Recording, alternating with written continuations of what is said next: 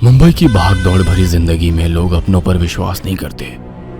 ऐसे में यदि कोई भूत प्रेत की बातें करे तो लोग हंसकर टाल देते।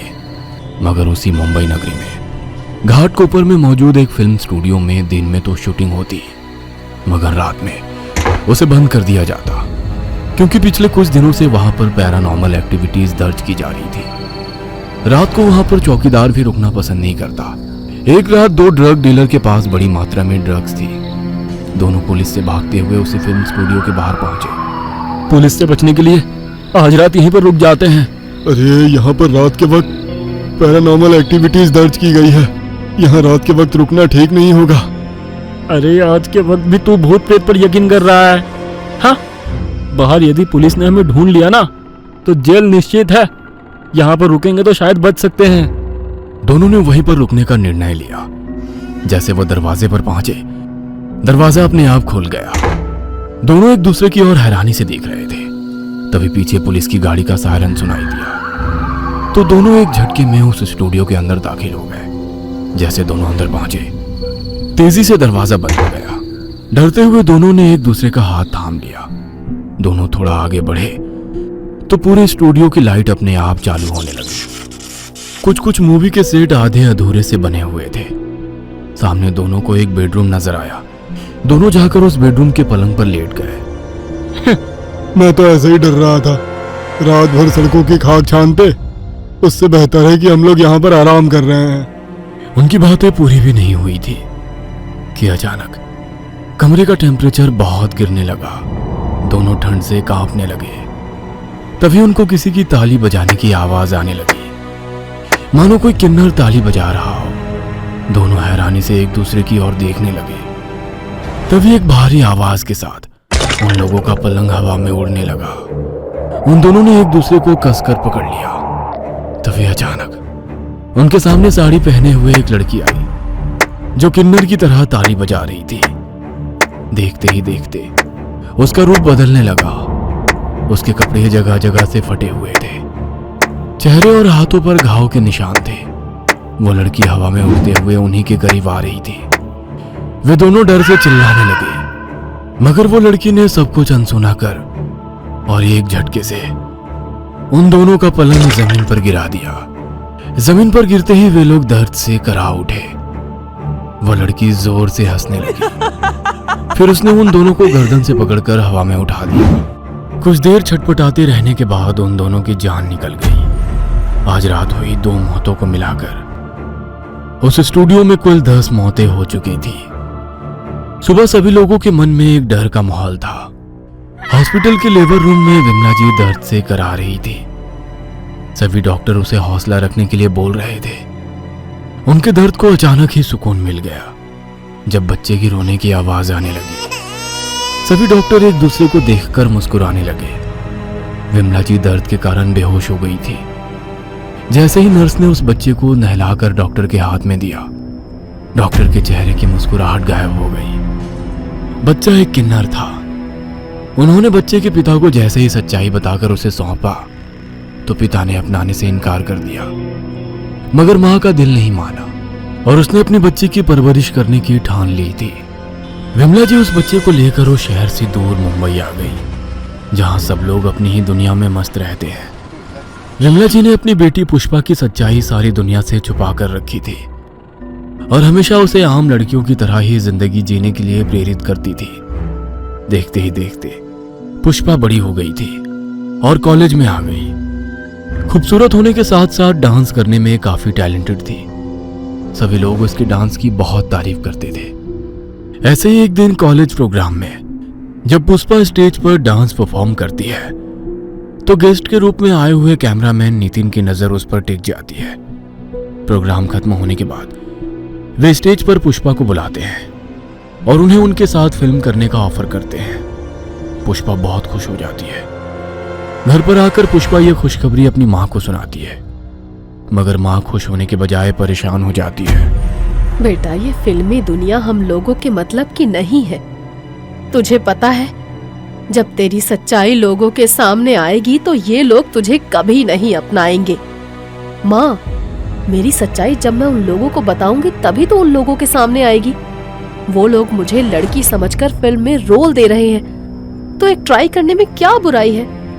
माँ के मना करने के बावजूद पुष्पा नहीं मानी और ऑडिशन के लिए पहुंच गई। डायरेक्टर और प्रोड्यूसर दोनों ने उसे एक नजर में ही पसंद किया और उसे अपनी अगली फिल्म में साइड हीरोइन के लिए साइन भी कर लिया।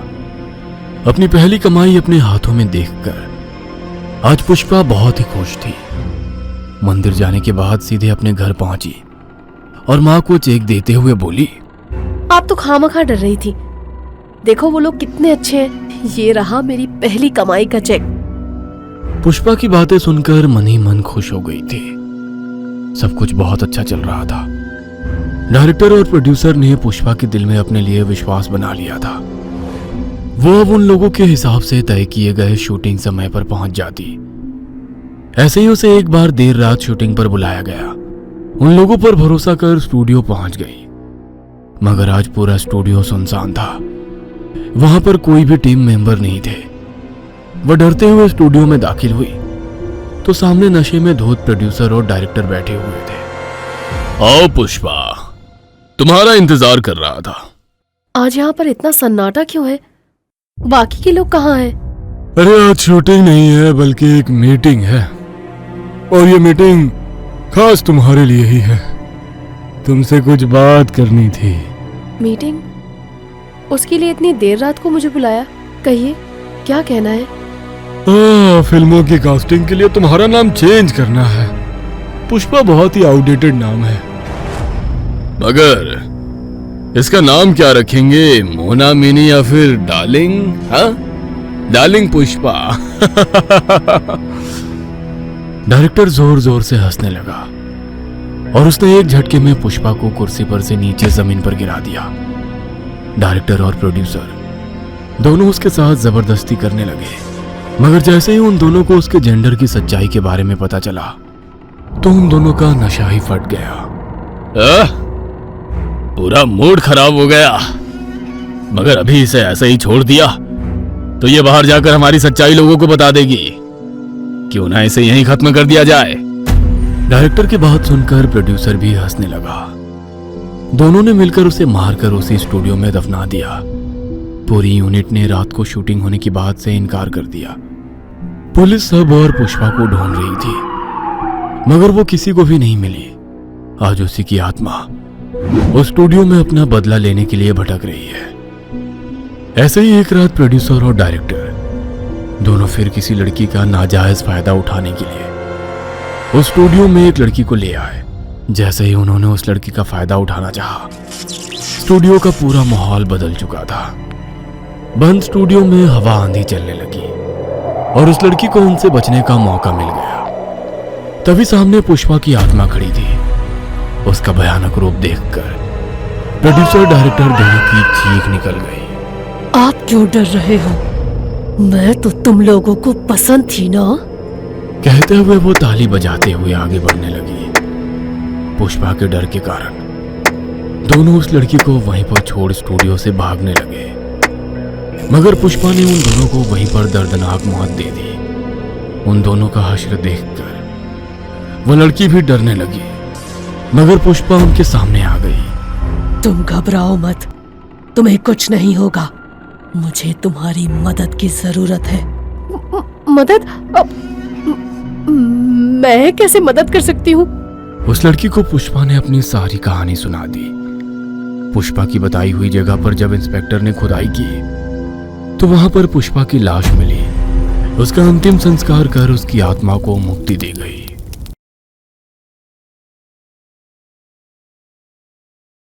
कुंभाड़ गांव की सरहद के पास हस्तदेव का बड़ा सा मंदिर बना हुआ है। इस जगह लोग दिन में भी आते हुए कतराते हैं। वहीं राज और नेहा मंदिर के बड़े से दरवाजे के सामने खड़े थे। मुझे लगा था कोई छोटा मोटा मंदिर होगा, लेकिन ये तो पूरा महल के जैसा लग रहा है। मैंने कहा था ना, तुम देखोगे तो तुमको भी इंटरेस्ट आएगा। ठीक है, मैं चलने को तैयार हूँ, लेकिन मुझे इस मंदिर के बारे में पहले ठीक से बताओ। ये मंदिर आखिर है कौन से देवता का? ये मंदिर हस्तर देव का है। हस्तर पूर्ति की देवी की पहली संतान थी। पूर्ति की देवी 16 करोड़ देवी देवताओं को जन्म देने वाली जननी थी। उसके पास बेहिसाब धन और अनाज का भंडार था। हस्तर बहुत ही क्रूर था। उसने अपनी माँ पूर्ति की देवी का सारा खजाना हथिया लिया था और अब वो अन्न को भी कब्जाना चाहता था। इस पर देवताओं ने उसको खत्म करने का निश्चय कर लिया, लेकिन पूर्ति की देवी ने उसको बचा लिया। उसने ये फैसला भी सुनाया कि हस्तर को कभी भी देवता के रूप में नहीं पूजा जाएगा, लेकिन संतान का लालच उससे कभी कभी बहुत गलत काम करवा देता था। तुम्बाड़ के लोगों ने धन के लालच में आकर हस्तर का ये मंदिर बनवाया। हस्तर उनकी भक्ति से खुश हो गया और उसने अपना सारा धन इसी मंदिर में एकत्रित कर दिया। लेकिन तुम्बाड़ के लोग वहां पहुंचते इससे पहले ही देवताओं का गुस्सा तुम्बाड़ के लोगों पर कयामत बनकर गिरा। देवताओं ने हस्तर को इस मंदिर के अंदर कैद कर दिया और इस मंदिर को शापित कर दिया। उसके बाद जो भी धन के लालच में इस मंदिर के अंदर गया है वो कभी वापस नहीं आया है। देखते हैं ऐसा क्या है। नेहा ने राज का हाथ पकड़ा और दोनों उसके बड़े से दरवाजे की तरफ बढ़ गए। चर्र की आवाज करते हुए दरवाजा खोला, फिर भेड़िए के रोर करने की आवाज आई तो दोनों चौंक पड़े। अंदर कदम रखते ही उनको एक बेहद ही बुरी स्मेल आने लगी। जमीन पर जानवरों के कंकाल पड़े हुए थे। चलते हुए बार बार उनका पैर कभी किसी खोपड़ी से टकराता तो कभी मांस के टुकड़ों से। यार और कितना अंदर जाना है? बस आने ही वाला होगा यार। कुछ कदम चलने के बाद उन्होंने एक दीवार को पार किया। उन्होंने देखा कि एक भेड़िया किसी काले जानवर का मांस खा रहा था। ओह गॉड! राज ये देखकर डर गया, लेकिन नेहा फिर भी हिम्मत करके उसको साथ लिए आगे बढ़ गई। आखिरकार वो एक मूर्ति के पास पहुंचे। ये मूर्ति दिखने में 8 फीट लंबी थी और उसके साथ ही एक और छोटी मूर्ति लगी हुई थी। ये है पूर्ति की देवी और ये है इनका बेटा हस्तर। मूर्ति के पास उन्हें एक ताबूत भी रखा हुआ नजर आया। अरे वाह, ये तो वही ताबूत है जिसकी मुझे तलाश थी। ऐसा कहकर नेहा उस ताबूत को खोलने लगी। ध्यान से यार, इसके अंदर बिच्छू कान खजूरे भी हो सकते हैं। नेहा ने जैसे ही ताबूत खोला, नाक को सड़ा देने वाली बदबू फिजा में फैल गई। उसके अंदर हस्तर की लाश रखी हुई थी। उसका शरीर लाल पड़ चुका था।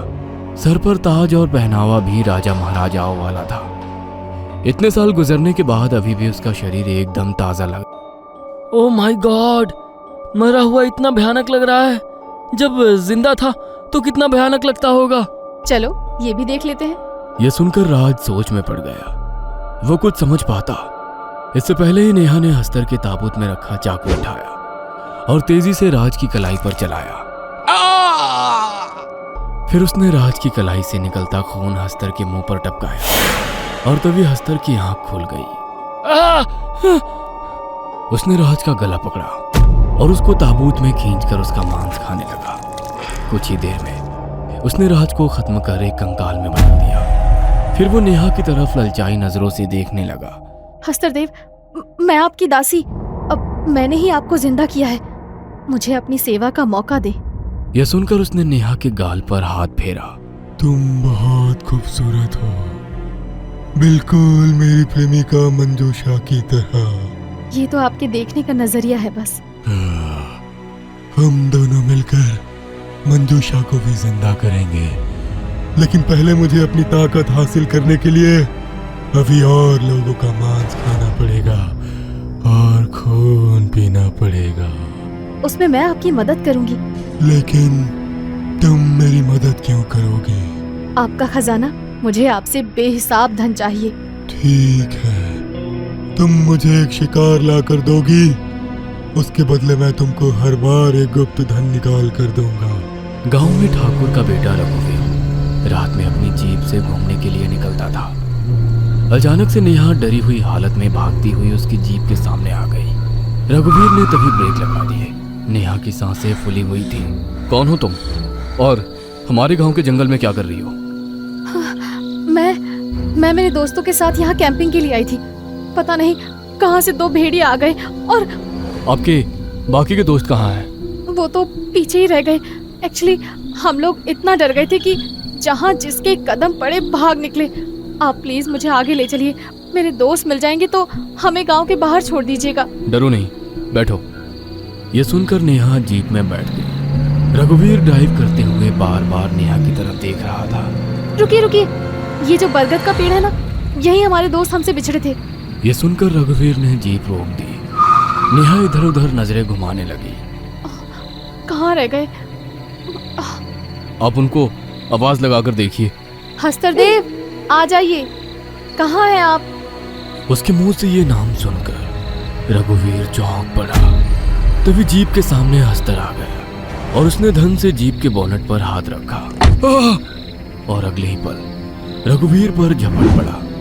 जीप में चारों तरफ खून ही खून फैल गया। मांस के कुछ टुकड़े अजीब तरह की बदबू फैलाने लगे। मजा आ गया। अब हस्तर खुद को और ज्यादा शक्तिशाली महसूस कर रहा था। हस्तरदेव, मेरा इनाम। यह सुनकर हस्तर ने अपना एक हाथ जमीन पर मारा और तभी जमीन पर एक दरार आ गई। जमीन के अंदर से सोने के सिक्के उछल उछल कर बाहर आने लगे, जिसे देख नेहा की आंखें चौंधिया गई। अगली सुबह नेहा अपने फ्लैट पर पहुंच गई, जहां उसका पति बेड पर लेटा हुआ था।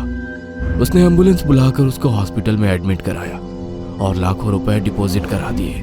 रात में जब वो अपने बिस्तर पर लेटी थी तो उसके कानों में हस्तर की आवाज गूंजी। नेहा, कहाँ हो तुम? जल्दी से आओ।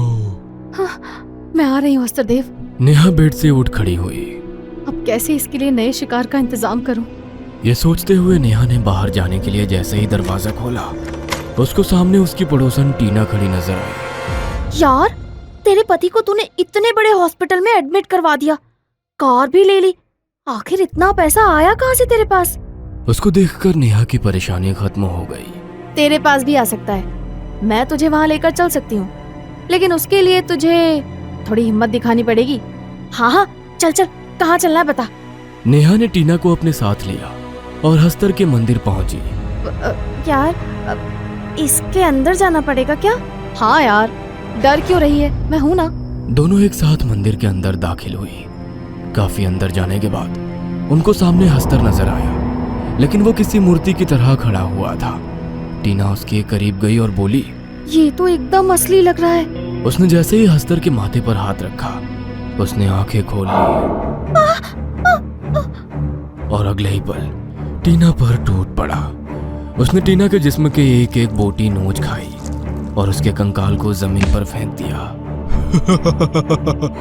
मजा आ गया, अब तुमको तुम्हारा इनाम देता हूँ। उसने फिर से जमीन पर हाथ मारा और नेहा को फिर से गुप्त धन दे दिया।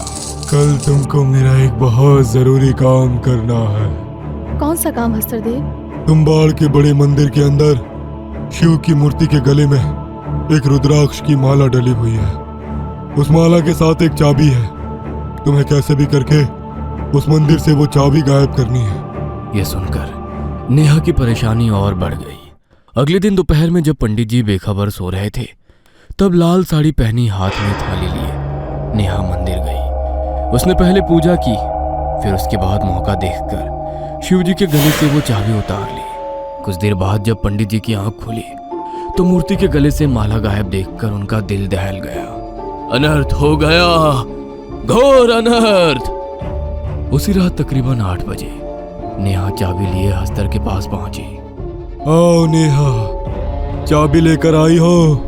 हाँ, लाई हूँ, ये लीजिए। उसने चाबी हस्तर की तरफ बढ़ा दी। चाबी जैसे ही हस्तर के हाथ से टच हुई, उसको भारी जलन होने लगी। ये क्या कर रही हो? दूर रखो इसको मुझसे। माफ कीजिए। मेरे साथ आओ। हस्तर उसको अपने साथ ले चला। कहीं दीवारों को पार करने के बाद एक बड़ा कमरा ऐसा आया जिसके अंदर एक ताबूत और रखा हुआ था। इस ताबूत पर एक ताला लगा हुआ था। इस ताले के अंदर वो चाबी लगाओ और इसे खोलो। माफ करना हस्तरदेव, लेकिन इस ताबूत को खोलने से पहले मैं सब जानना चाहती हूँ। क्यों आप इस चाबी को हाथ नहीं लगा रहे? मुझसे इस ताबूत को क्यों खुलवाना चाहते हैं? यह सुनकर पहले तो हस्तर को गुस्सा आया, फिर उसने दांत भेजते हुए बताया, मेरी एक प्रेमिका थी, मंजूषा। जब देवताओं ने मुझे इस मंदिर में कैद किया तो उसने मुझे इस मंदिर से आजाद करने की कोशिश की, लेकिन गांव के लोगों ने पुरोहितों के साथ मिलकर उसको खत्म कर दिया। उसके शरीर को इस ताबूत के अंदर बंद कर दिया और इसकी चाबी रुद्राक्ष की माला के साथ बांधकर शिव के मंदिर में रखवा दी थी, जिससे कि मैं अगर जिंदा भी हो जाऊं तो उसको जिंदा ना कर सकूं। मैं मंदिर नहीं जा सकता था और ना ही इस माला को छू सकता हूं। इसलिए मैंने इसके लिए तुम्हारा इस्तेमाल किया। यह सुनकर अब नेहा भी सोच में पड़ गई थी। तुम बेफिक्र होकर इसे खोल दो, मैं मंजूषा को जिंदा कर दूंगा और उसके बाद तुम आजाद हो। ये अच्छा होगा हस्तरदेव, क्योंकि अब मेरे पास इतना पैसा जमा हो चुका है कि मेरे पति भी ठीक हो जाएंगे और बाकी जिंदगी भी अच्छी गुजरेगी। ऐसा कहकर उसने ताला खोल डाला। ताबूत में एक खूबसूरत लड़की की लाश थी। ताजुब की बात थी कि उसका शरीर भी खराब नहीं हुआ था, लेकिन उस लड़की के सीने पर दिल की जगह एक बड़ा सा छेद था, जिससे पता चल रहा था कि मौत के पहले उसका दिल निकाला गया था। ये जिंदा कैसे होगी? इस पर हस्तर ने नेहा की तरफ मुस्कुराते हुए देखा और बोला, तुम्हारी मौत के बाद। ऐसा कहकर उसने अपना खूंखार पंजा नेहा के सीने में मार डाला और उसका दिल निकाल लिया। अब मेरी मंजूषा फिर से जिंदा होगी। नेहा एक पल को खड़ी रह गई। उसके सीने से खून बह रहा था। हस्तर को हैरानी से देखते देखते वो जमीन पर ढेर हो गई। हस्तर के हाथ में नेहा का दिल धड़क रहा था। उसने वो दिल मंजूषा के सीने में लगा दिया और कुछ मंत्र पढ़ने लगा। कुछ देर में मंजूषा ने सांसें लेनी शुरू कर दी और इस तरफ तुम्बाड़ के लोग अपने पुरोहित और तांत्रिक के साथ हस्तर के मंदिर की तरफ बढ़ रहे थे, जिसका हस्तर को जरा भी अंदाजा नहीं था। मेरी जान, आखिर तुम जिंदा हो ही गई। इतने सालों बाद तुमको देखकर बहुत अच्छा लग रहा है मेरी जान। अब हमारे बदला लेने का वक्त आ गया है। अब हम इन इंसानों से उस एक एक दिन का हिसाब लेंगे जो हमने इस मंदिर में कैद होकर गुजारे हैं। तभी उनको दरवाजे में से कई लोग आते हुए नजर आए। ये क्या, तुम लोगों को मरने की इतनी जल्दी है कि खुद यहाँ चले आए? चाहे हमारी जान क्यों ना चली जाए, तुझे इस मंदिर के बाहर नहीं जाने देंगे। ये कहकर सभी गांव वालों ने उस पर हमला किया, लेकिन हस्तर बहुत ताकतवर और गुस्से में था। उसने कई गांव वालों को अपना शिकार बनाया और मंजूषा भी अपने चुड़ैल वाले अवतार में आकर सब पर अपना कहर बरसा रही थी। हस्तर ने तांत्रिक बाबा पर हमला किया तो उनके गले में पड़ी रुद्राक्ष की माला की वजह से वो उनको नुकसान नहीं पहुंचा पाया। तांत्रिक बाबा पूर्ति की देवी की मूर्ति के सामने गए और हाथ जोड़कर बोले, हे माँ, अब आप ही हमें बचा सकती हैं। यह शैतान इस मंदिर से बाहर निकलकर फिर से इंसानों को कत्लेआम करना शुरू करे, इससे पहले आप इसको यहीं खत्म कर दीजिए। ऐसा कहकर उसने आंखें बंद की और मंत्र पढ़ने लगा। पूर्ति की देवी प्रकट हो, पूर्ति की देवी प्रकट हो। हट जाओ, जो भी आगे आया समझो उसकी मौत तय है। ऐसा कहकर उसने मंजूषा का हाथ थामा और दोनों तेजी से दरवाजे की तरफ भागे। तभी पूर्ति की देवी की मूर्ति से एक रोशनी निकली। धन्य हो माता, धन्य हो। हस्तर के सामने पूर्ति देवी की आकार खड़ी हो गई। हट जाओ माँ, वरना अच्छा नहीं होगा। तेरा सर्वनाश हो हस्तर। ऐसा कहकर उन्होंने हस्तर के सर पर हाथ रखा और वो किसी बम की तरह फट पड़ा। नहीं, नहीं। पूर्ति की देवी ने मंजूषा की गर्दन पकड़ी और उसको उल्टे पैर ताबूत के पास ले गई। उसको ताबूत में डालकर उन्होंने उसके सीने में हाथ डाला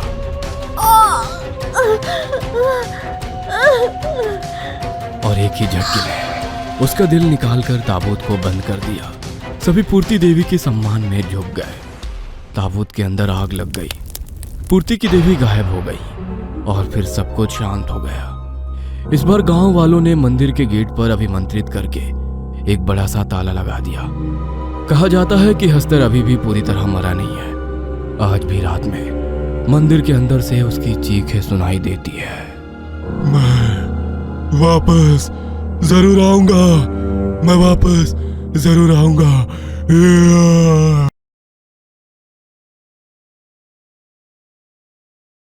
चारों ओर गहरा अंधेरा छाया हुआ था। दूर दूर तक कोई भी नजर नहीं आ रहा था।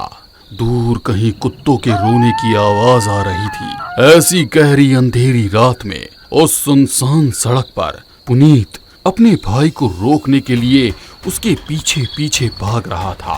भैया रुक जाओ भैया, भैया ऐसे भागते हुए कहाँ जा रहे हो, रुक जाओ प्लीज। पुनीत आवाज दे रहा था, मगर उसका भाई उसकी बात को सुने बिना लगातार यंत्रवत भाग रहा था, मानो कोई उसे अपने इशारों पर चला रहा हो।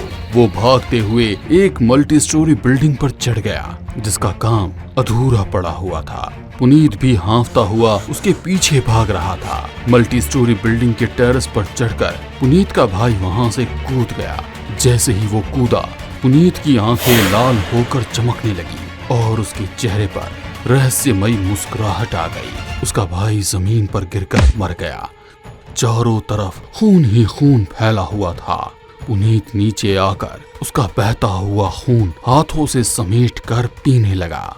तभी अचानक उसकी माँ उसे आवाज देने लगी, पुनीत उठ जा बेटा पुनीत। माँ की आवाज सुनकर पुनीत पीछे मुड़कर देखने लगा। बेटा कब से आवाज दे रही हूँ, सुन तो सही। देर रात के 3 बज रहे हैं मगर अभी तक तुम्हारा भाई नहीं आया है। उसका फोन भी नहीं लग रहा है। मुझे चिंता हो रही है। उसके किसी दोस्त का नंबर है क्या तेरे पास? माँ की आवाज सुनकर पुनीत घबराकर उठ गया। माँ ये क्या कह रही हो, भाई सच में नहीं आया क्या? हाँ बेटा सच कह रही हूँ, मुझे बड़ी फिक्र हो रही है। माँ की बात सुनकर पुनीत पूरी तरह से पसीना पसीना हो गया। माँ मैंने सपने में देखा कि भाई ने आत्महत्या कर ली है। पुनीत की ये बात सुनकर उसकी माँ अपनी जगह पर खड़ी हुई और पुनीत के गाल पर एक चांटा लगाते हुए बोली, होश में तो है तू? ये क्या बोल रहा है? सारा दिन ऊल जलूल पिक्चरें देखते रहते हो, उसी की तरह बातें करने लगे हो। माँ मुझे भाई की फिक्र हो रही है, मैं उसके दोस्तों को फोन लगाकर देखता हूँ। कहते हुए पुनीत अपने भाई के दोस्तों को फोन लगाने लगा, मगर किसी को भी पुनीत के बारे में कोई खबर नहीं थी, न ही उसका फोन लग रहा था। तभी पुनीत की माँ के फोन पर किसी का फोन आया। माँ ने जैसे ही फोन उठाया, दूसरी साइड से पुनीत के भाई के मरने की खबर आई थी। उसकी माँ खबर सुनकर वहीं जमीन पर बैठ गई।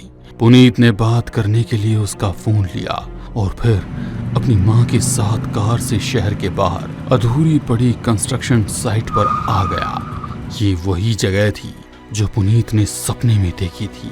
अपने सपने से डरकर पुनीत थर थर कांपने लगा। उसकी माँ ने उसका हाथ पकड़ा और दोनों उस ओर जाने लगे जहाँ पर लोगों की भीड़ लगी हुई थी। कुछ पुलिस वाले और एम्बुलेंस खड़ी थी। वहां का नजारा देख उसकी माँ को चक्कर आने लगे। पुनीत ने उन्हें पकड़कर संभाला। तभी सामने से 2 वार्ड बॉय स्ट्रक्चर पर उसके भाई की लाश को लेकर जा रहे थे। ये नजारा देख अब पुनीत के भी आंसू बहने लगे। पुनीत अपने सपने के बारे में किसी को भी नहीं बता सकता था, मगर अपने भाई की मौत का दोषी वो खुद को मानने लगा था। अपने भाई की मौत के कुछ समय के बाद वो रात को जब सो रहा था, बाहर तेज हवाएं चलने लगी। कमरे की लाइट बंद चालू हो रही थी और एक काला साया उसकी खिड़की पर मंडराने लगा। जैसे कि वो काला साया खिड़की से कमरे के भीतर आया, पुनीत को नींद में ही बेचैनी होने लगी। वो अचानक ही चीख कर उठ गया। जैसे ही वो चीखा, वो काला साया वहां से चला गया। उसकी चीख सुनकर उसकी माँ कमरे में आई तो पुनीत की हालत देखकर वो घबरा गई। पुनीत का पूरा चेहरा सफेद था और आंखें एकदम लाल। अपने एक बेटे को खोने के बाद वे पुनीत को लेकर ज्यादा पॉजेसिव हो गई थी। उन्होंने पुनीत को पानी पिलाया और वहीं उसके पास बैठकर उसे सुनाने लगी। कुछ देर के बाद वहीं पर बैठे बैठे उनको भी नींद लग गई थी। वो काला साया फिर उस कमरे में दाखिल हुआ। वैसे ही पुनीत को एक स्वप्न नजर आने लगा। पुनीत और उसका पालतू कुत्ता दोनों सड़क पर टहल रहे थे। अचानक ही एक काली बिल्ली उस कुत्ते के सामने आई और उसे देखकर तेजी से गुस्सा करने लगी और उसे नोचने लगी। वैसे तो पुनीत का पालतू कुत्ता बहुत ही शांत था, मगर बिल्ली को अपने सामने गुस्सा करते देख कुत्ते को भी गुस्सा आ गया और वो एक झटके से अपना बेल्ट पुनीत के हाथ से छुड़ाकर उस बिल्ली के पीछे भागने लगा। पुनीत भी अपने कुत्ते को पकड़ने के लिए उसके पीछे पीछे भागने लगा, मगर अचानक तभी सड़क पर कहीं से ढेर सारी कार आ गई और पुनीत उस पूरे ट्रैफिक में फंसकर रह गया।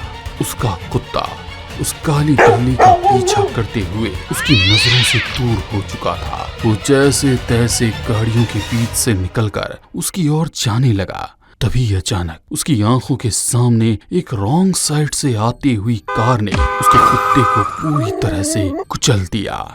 अपने प्यारे कुत्ते का ये हश्र देखकर पुनीत रोने लगा। वो बिल्ली धीरे धीरे चलते हुए पुनीत के पास आई और अपने पंजे उसके पैर पर मारने लगी।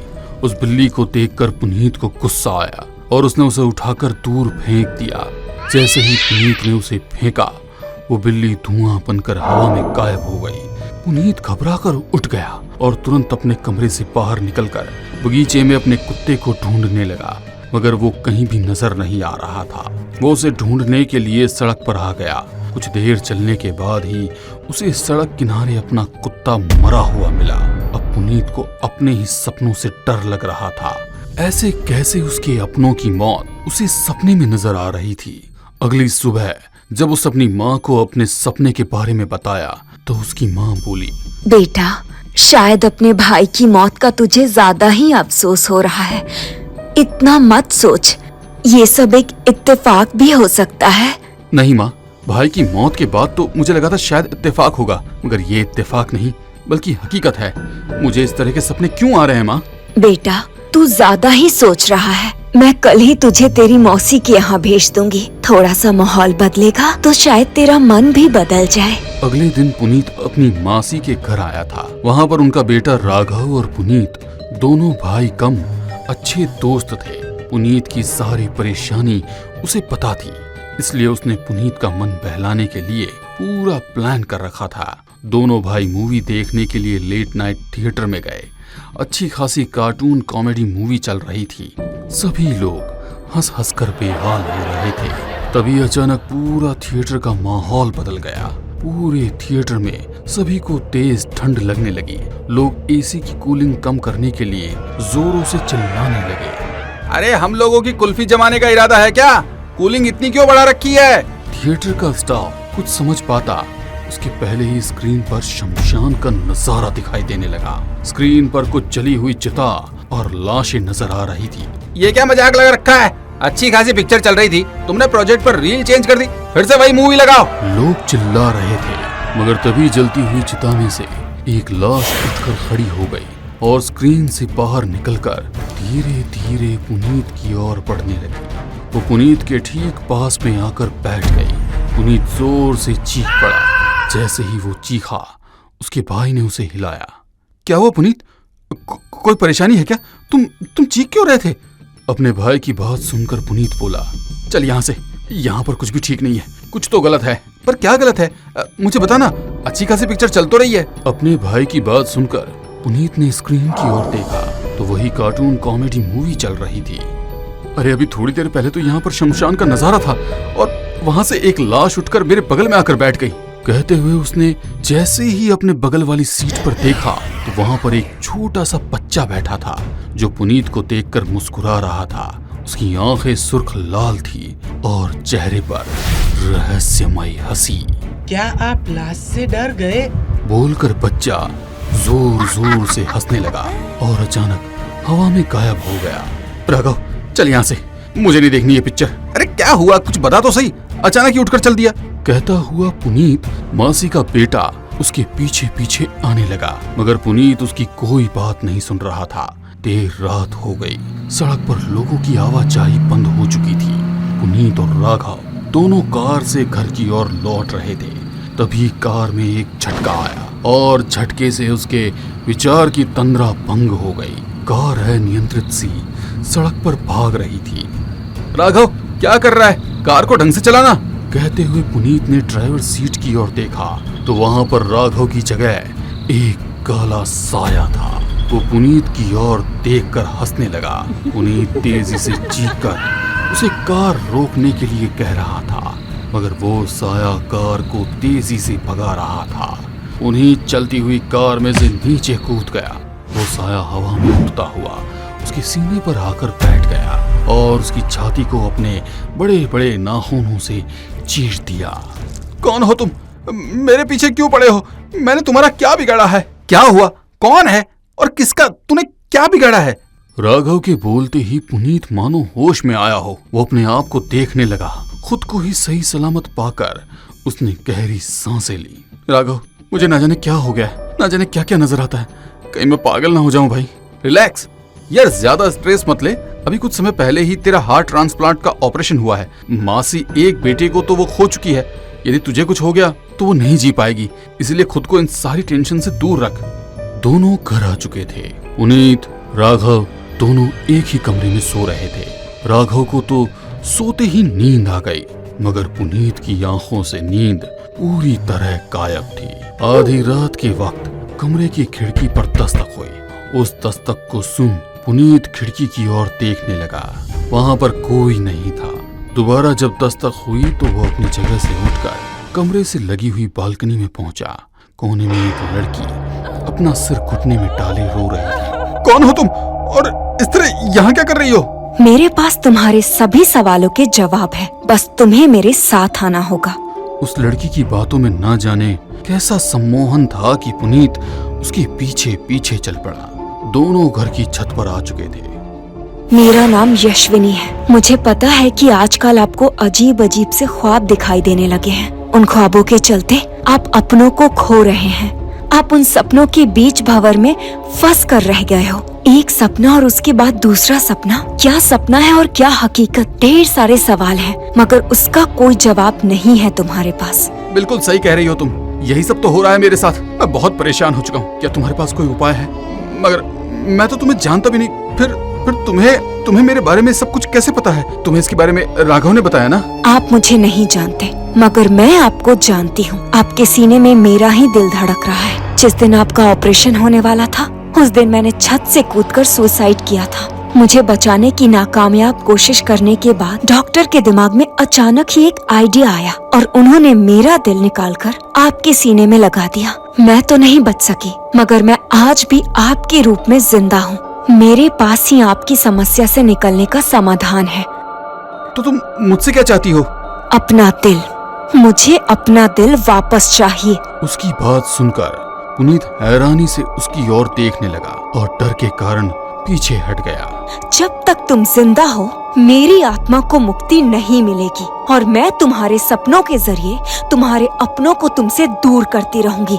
अब फैसला तुम्हें करना है, तुम्हारी जिंदगी या तुम्हारे अपनों की जिंदगी। जब तक तुम जिंदा रहोगे, इसी तरह सपनों की भूल भुलैया में खोते रहोगे। इन सब से बाहर निकलने के लिए एक ही रास्ता है। आओ मेरे पीछे। कहते हुए वो लड़की आगे आगे चलने लगी और पुनीत उसके पीछे पीछे चल रहा था।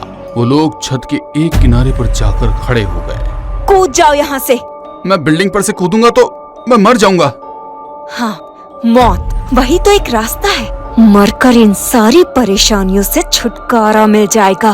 सोच लो, तुम्हारी या तुम्हारे अपनों की मौत। कहते हुए लड़की हवा में उड़ने लगी थी।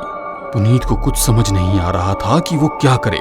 एक और वो सपनों की दुनिया से परेशान हो चुका था। दूसरी तरफ यदि वो जिंदा रहता तो उसके अपनों की मौत निश्चित थी। अब सिर्फ एक ही रास्ता नजर आ रहा था और वो थी मौत। पुनीत उस बिल्डिंग की छत से कूदने ही वाला था कि राघव ने आकर उसका हाथ पकड़ लिया। मुझे जाने दो। मेरी मौत ही सारी समस्याओं का एकमात्र समाधान है। जिसका दिल मेरे सीने में धड़क रहा है, वो मुझे जिंदा नहीं रहने देगी। राघव ने पुनीत की एक भी बात नहीं सुनी और उसे अपने साथ लेकर नीचे आ गया। अगली सुबह जब घर के लोगों को पुनीत ने रात की सारी बात बताई तो उन लोगों ने उस लड़की की मुक्ति के लिए पूजा की और उस लड़की की आत्मा को शांति मिल गई। उसके बाद पुनीत को कभी भी पूरे सपने नहीं आए।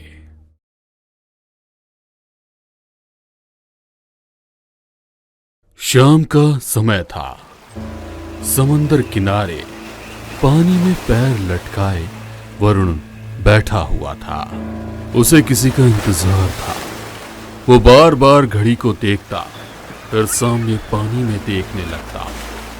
तकरीबन आधे घंटे के इंतजार के बाद उसके कंधे पर किसी ने हाथ रखा। प्रिया वो खुश होते हुए उसके गले लग गया। वरुण, तुम बार बार कॉल क्यों कर रहे थे? मैंने कहा था ना, मैं 7 बजे से पहले नहीं आने वाली। क्या करूं, मुझे तो तुम्हारा इंतजार करना भी अच्छा लगता है। वरुण, ये बातें हमारे बीच बहुत हो चुकी। ये बताओ, तुम्हारी जॉब का क्या हुआ? वो 50,000 की जॉब छोड़ी कि नहीं? प्रिया, मैं कोशिश कर रहा हूं ना, लग जाएगी। पिछले 6 महीने में तुम कोशिश ही कर रहे हो। पहले अच्छा खासा 2.5 लाख रुपए महीना कमाते थे तुम। तुम्हारी फूटी किस्मत कि कंपनी में आग लग गई। तुम एक बार मुझे अपने पेरेंट्स से मिलवा दो, मैं उनको सब समझा दूंगा। वरुण, मैं तुमसे बहुत प्यार करती हूँ और वो लोग मुझसे। इसीलिए मैंने 1 साल से उन्हें रोक के रखा था। अब और नहीं रोक सकती। अगर अगले 2 महीने के अंदर तुम्हारी अच्छी जॉब नहीं लगी तो भूल जाना मुझे। वो लड़का 3 लाख महीने कमाता है, बहुत खुश रखेगा मुझे। ऐसा कहकर प्रिया वहां से चली गई। वरुण को उसके बदले तेवर देखकर यकीन नहीं हो रहा था कि ये उसकी वही प्रिया है जो घंटों उसके साथ प्यार वफा की बातें किया करती थी। उसने अपने दिमाग को दूसरी जगह लगाने के लिए अपने पिता के कमरे में रखी अलमारी से किताबें निकाली और आखिरकार उसे एक किताब मिली, शैतानों की गुफा का खजाना। वो बेड पर गया और उसे पढ़ने लगा। न जाने उसमें ऐसा क्या लिखा था कि उसके चेहरे पर चमक आ गई। उसने अगले ही दिन अपने 3 दोस्त नवीन, सुशांत और मेघना को घर बुलाया। मैं जो कुछ भी बताऊं उसे मजाक नहीं समझना, मैं हम सभी के भले के लिए ही बता रहा हूं। अरे तो बोलना, बात क्या है? क्यों सस्पेंस क्रिएट कर रहा है? महेशपुरी के जंगलों में एक मायावी गुफा है और ये दावा है कि उसके अंदर अरबों रुपए का खजाना रखा है। वो गुफा दिन में तो आम दिखाई देती है, लेकिन अमावस्या की रात वो अपने खजाने का दरवाजा खोल देती है। ये सुनकर वो तीनों एक दूसरे को देखकर मुस्कुराने लगे, लेकिन उसके बाद वरुण ने उनको घंटों कुछ समझाया, जिसके बाद वो उसके साथ चलने को राजी हो गए। अमावस्या की रात वो चारों कंधों पर बैग और हाथों में टॉर्च लिए हुए महेशपुरी के जंगल में पहुंचे। उसके अंदर जाकर काफी देर चलने के बाद उनको एक गुफा नजर आई, जिसके अंदर घनघोर अंधेरा था। यही वो गुफा है, चलो चलते हैं। यार, मुझे थोड़ा डर लग रहा है, कहीं अंदर कोई जानवर हुआ तो? करोड़ों का सवाल है, तुम चाहो तो वापस जा सकती हो। ये सुनकर मेघना ने आगे कुछ नहीं कहा। वो सभी गुफा के अंदर घुस गए। सामने की तरफ टॉर्च मारते हुए वो अभी कुछ कदम आगे चले ही थे कि उन्हें एक भयंकर आवाज सुनाई दी। उन्होंने देखा कि गुफा के मुंह के आगे एक बड़ा सा पत्थर अपने आप खिसक गया और गुफा का मुंह बंद हो गया। तभी एक बेहद डरावना साया उनके सरों के ऊपर से गुजर गया।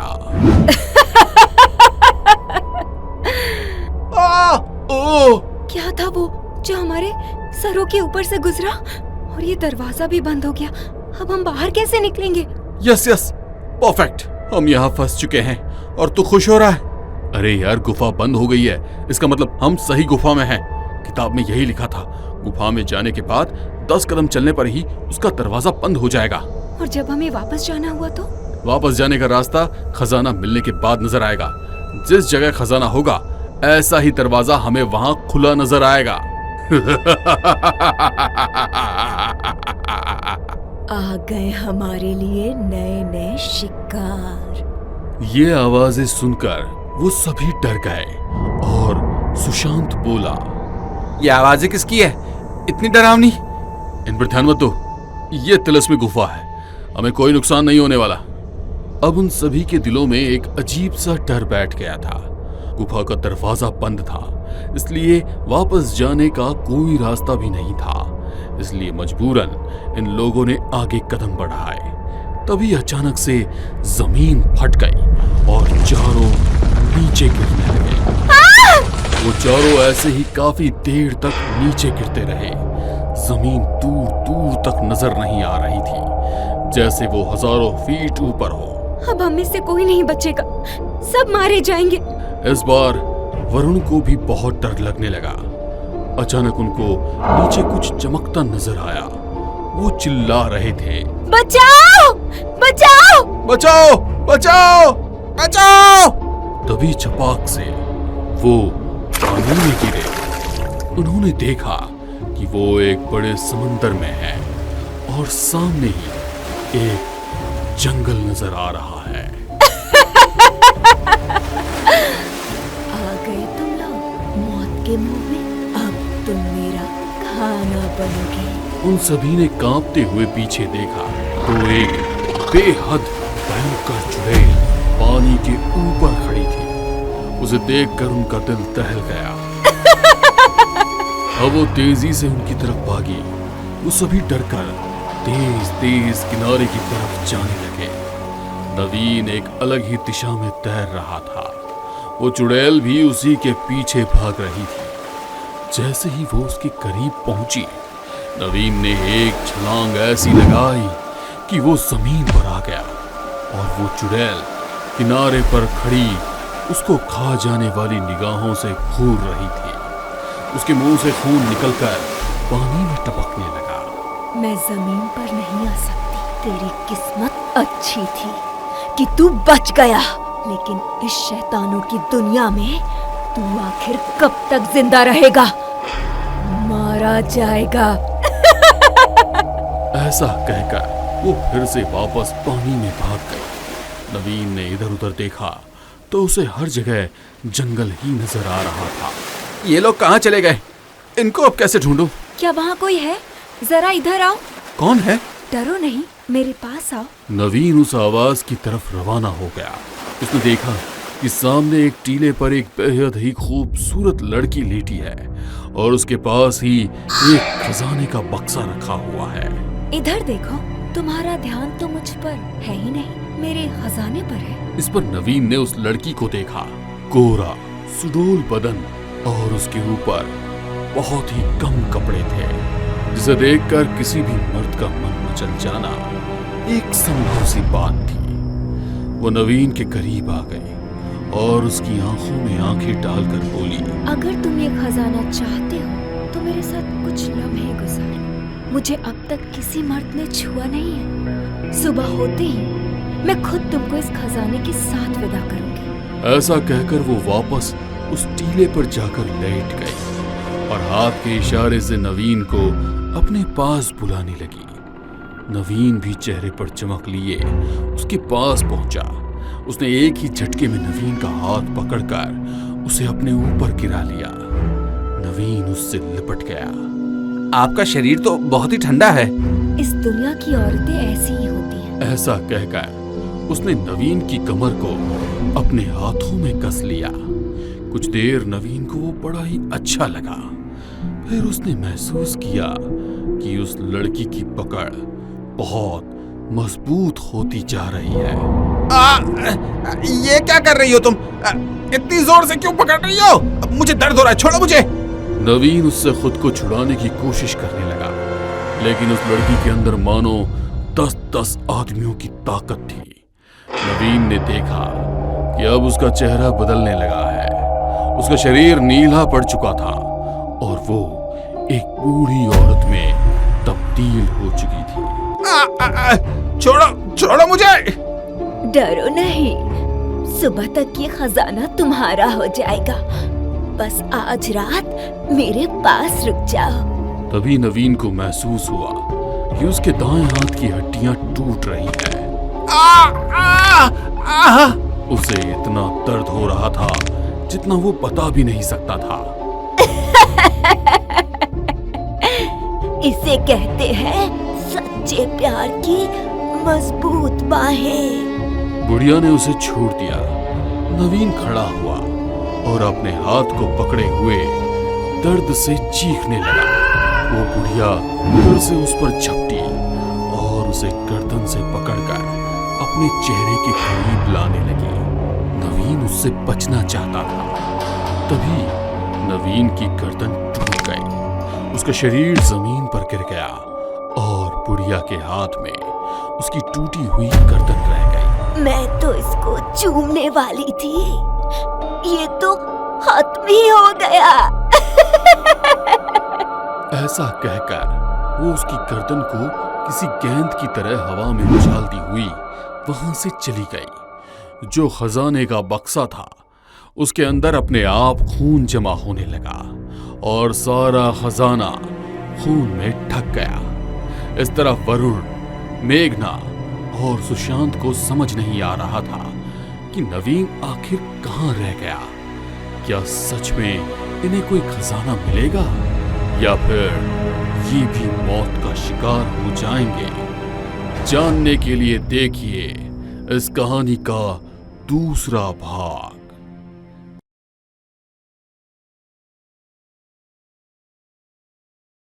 अब तक आपने देखा राहुल अपनी मां के मना करने के बावजूद अपने कजिन के साथ अपनी पुश्तैनी हवेली को बेचने के लिए वहां पर पहुंच जाता है। राहुल डरते हुए उस पुरानी हवेली से बाहर निकलने का रास्ता ढूंढने लगा, मगर ऐसा लगा कि वो उस हवेली की भूल भुलैया में कहीं फंस गया हो। उसे बाहर जाने का कोई रास्ता नजर नहीं आ रहा था। तभी उसके कानों में किसी के जोर जोर से रोने की आवाज आने लगी। उसने घड़ी की ओर देखा तो लगभग 2 बज रहे थे। अब उसे इस भूतिया हवेली में डर लगने लगा था। रोने की आवाज अब तेज होती जा रही थी। मितेश भैया, कहाँ हो? जल्दी से सामने आ जाओ, मुझे इस तरह का मजाक पसंद नहीं है। कहते हुए वो हवेली के वीरान कमरों से होता हुआ एक तहखाना के भीतर पहुंच गया। तहखाने में उसके पैरों के नीचे कोई गोल गेंद जैसी चीज आई। वो लड़खड़ाकर फर्श पर औंधे मुंह गिर गया। उसने हाथ में लेकर देखा तो वो मितेश का सर था। उसकी हालत इतनी खराब हो चुकी थी मानो 8-10 दिन पहले मरा हो। राहुल डरकर उसे फेंक उल्टे पैर वापस भागा। उसे समझ नहीं आ रहा था कि वो क्या करे। किसी के रोने की आवाज अभी भी उसके कानों को छीन रही थी। वो डरते हुए मोबाइल की तरफ देखने लगा, मगर उसमें भी कोई नेटवर्क नहीं था। वो उस हवेली में से एक कमरे से निकलकर दूसरे कमरे में भाग रहा था, मगर वो हर बार वहीं लौटकर दीवार पर लटकी हुई अपनी तस्वीर के पास आ जाता। वो बुरी तरह से पसीने से लथपथ हो गया था। उसे कोई भी सही रास्ता नहीं मिल रहा था। तभी उसे ठीक सामने मितेश नजर आता है।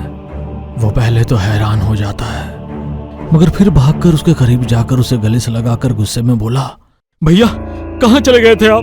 मैं कितना परेशान हो गया था, और ये देखो रोने की आवाज कहाँ से आ रही है। हम लोग यहाँ से जल्दी निकल चलते हैं। आपको पता है अभी मैं तहखाने में। राहुल की बात पूरी भी नहीं हुई और मितेश ने उसकी बातों का बिना कोई जवाब दिए उसे एक झटके में खुद से अलग कर दिया। दूर रह मुझसे, पास से धोखे की बू आ रही है। धोखा? कैसा धोखा? वही धोखा जो तुम्हारे दादाजी ने मेरे दादाजी को दिया था।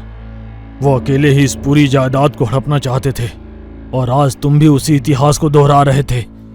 मगर अब मुझे जब सब पता है तो मैं तुम्हें अपने मकसद में कामयाब नहीं होने दूंगा।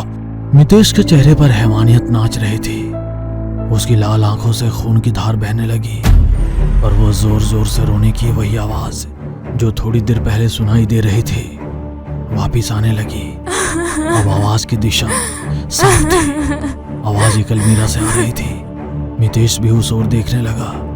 राहुल ने आगे बढ़कर जैसे ही वो अलमीरा खोला, एक कंकाल उसके ऊपर गिर गया। राहुल की आंखों में जो खौफ था वो अब और बढ़ गया। वो डरकर पीछे हटने लगा। एक और मितेश की आत्मा उसे मारने के लिए खड़ी थी, तो दूसरी तरफ कंकाल। वो कुछ समझ पाता उससे पहले राहुल के सामने वो आत्मा आ गई जो थोड़ी देर पहले उसको वहां से जाने के लिए बोल रही थी। रुक जाओ मितेश, अब बहुत हुआ ये मौत का खेल। मेरी आंखों के सामने मेरा पूरा खानदान खत्म होने की कगार पर आ गया और मैं कुछ भी नहीं कर पाया। मगर अब और नहीं, राहुल हमारे खानदान का आखिरी वंशज है।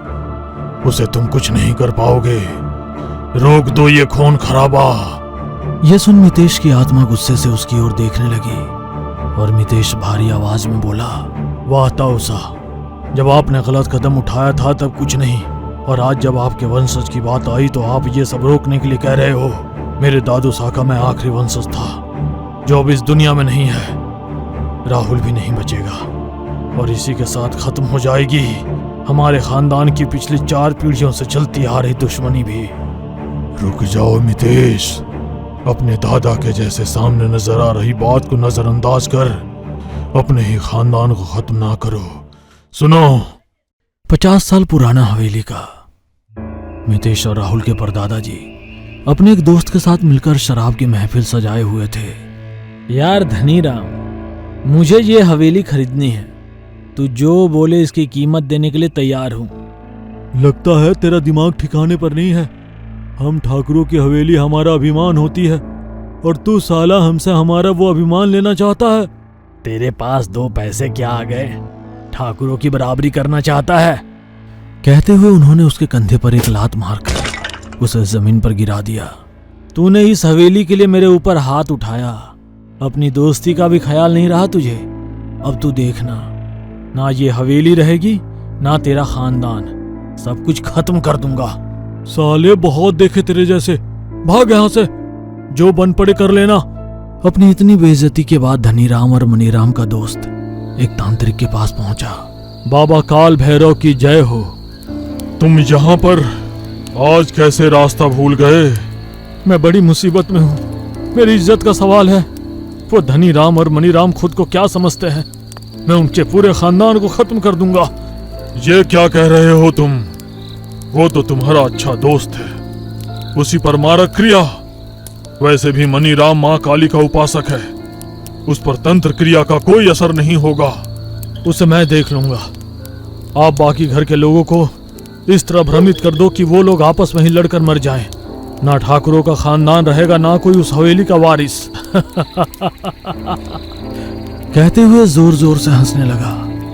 अमावस्या की रात को तांत्रिक ने शमशान में सिद्धि हासिल कर एक चिता की राख धनीराम और मनीराम के घर पर छिड़क दी। 1-2 दिन के बाद ही घर में कलह शुरू हो गया। सभी लोग जो आपस में एक दूसरे के साथ प्यार से रहते थे, आज एक दूसरे के खून के प्यासे हो गए थे। मनीराम माँ काली का भक्त था, इसलिए उस पर तांत्रिक की क्रिया का कोई असर नहीं हुआ। उसे समझ नहीं आ रहा था कि अचानक घर के लोगों को क्या हो गया।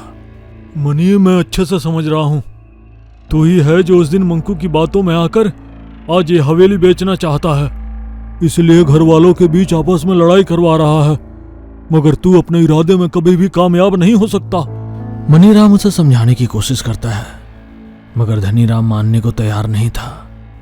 उसी रात मंकू ने मनीराम को मारकर अलमीरा में बंद कर दिया और घर वालों से हवेली खाली करने को बोलने लगा।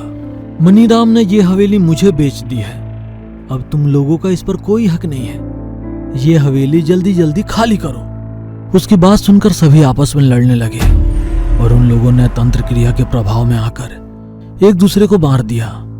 उसके बाद मंकू वहां पर रहने से डरने लगा। अब वो हवेली वीरान थी। हवेली के छोटे छोटे 2 वारिस राहुल और मितेश उन दिनों अपने नाना के यहाँ थे। वो दोनों बच गए। मितेश, जब 15 दिन पहले तुम इस हवेली को बेचने के इरादे से आए थे, तब धनीराम यानी तुम्हारे परदादा ने तुम्हें मार दिया था। अब केवल राहुल ही हमारा वंशज है, वो ही तुम्हें मुक्ति दिला सकता है। राहुल, आने वाली अमावस्या तुम्हें इस हवेली को अग्नि के हवाले कर इस पर की गई तंत्र क्रिया को समाप्त करना होगा। उसके बाद ही हम सबकी मुक्ति हो सकती है।